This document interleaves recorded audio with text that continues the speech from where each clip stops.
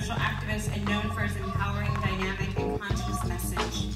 Recent performances include the Luminario Ballet into Action, USC's Institute for Theater and Social Justice, and Outright Club Ballet. He is an active member of the Empowerment Congress Art and Culture Committee to promote equity and exposure to the healing and unifying power of the arts. Welcome, Jonathon. Woo! Thank you all for risking the journey to join us here this evening. May I have permission to speak? I humbly take the floor to welcome you all to the re-evolution. The re-evolution. Not the revolution, because we're not revolting, not wasting focus on fighting the current system, but building a new one to make the old obsolete. Did you bring the items in the list that were requested? An open mind, an open heart, an acceptance of what we asked of you. The state of our world, its physical being, and our collective mental state need healing. The voices of environmentalism, gun safety pragmatism, human rights activism, finding ways to reform our economic and prison systems. Shouting dissent into the ether, hoping to catch an ear while continuing to take action year after year. Yet they have the audacity, with their lack of emotional capacity, not to empathize with the struggle felt by many in this mad city. Not only angry, it's more like lunacy, a Trojan horse of democracy filled with corporatocracy. We're being fed a stack of lies. The re-evolution will not be televised. For change to come, we've got to do more. The re-evolution will not be paid for. The prevalence of these problems are ubiquitous. The issues that we're facing aren't unique to us. Sacrificing for a few at the expense of the rest of us. If we don't alter course now, it'll be the death of us. Most agree that humans have less than 200 years left. Damn it. People worried about profits and not the planet. Sacrificing morals just to line their own pocket. I live a comfy life and I'm kind of hesitant to stop it. I have running water, a roof over my head. I'm soon to be a father. My loving wife keeps me fed. Men expand the empire, search for new land to conquer. Hunters and gatherers defeat and plunder. Vanquish territory left asunder. An imperfect messenger stands before you. Who am I? Why me?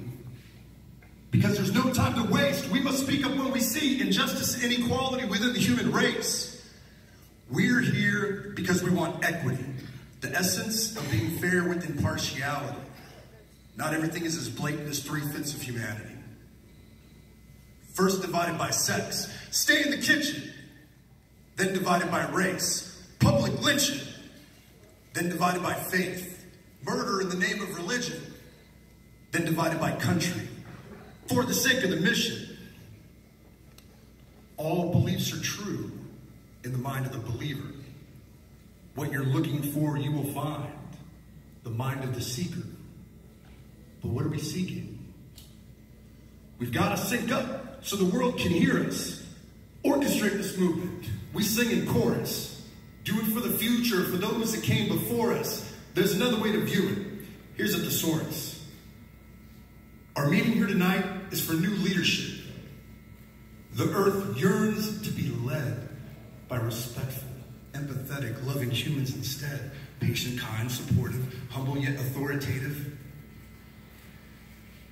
It's time for a mother's love, a woman's touch, a female's guidance, a wife who sees me for what I can truly be.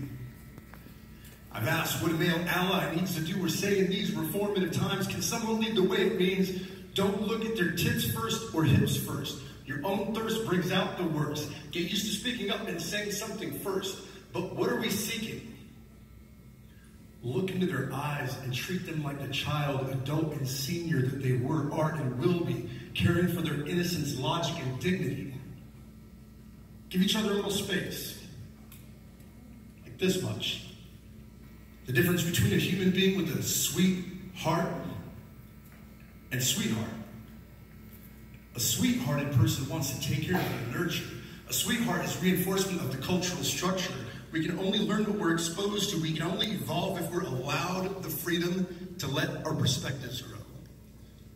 I'm sorry, did I say aloud? What I meant was, if we take the freedoms to let our perspectives grow. We can't be mortgaging the future at the cost of the present. We can't be reliant on big government or the president. The change starts with us now if we want descendants. Don't let the passion fade. What we'll need is persistence. Speaking up when needed. I'm talking being insistent. The foundation is cracked. We must build anew, stronger than concrete. The material is you. We're fresh out of a serious relationship after learning two very hard lessons. One of self-respect and one of what we are willing to accept. Those that roam the path after us will have a less tremulous road to traverse if we take up the challenge and all contribute a verse. And with that, I submit. I submit this proposal to the body for consideration. The future's feminine. I'll bring the men in it. Now's the time to change, build forward, and not sin again. It's going to take us all to lead the resistance. The future is yours, ladies.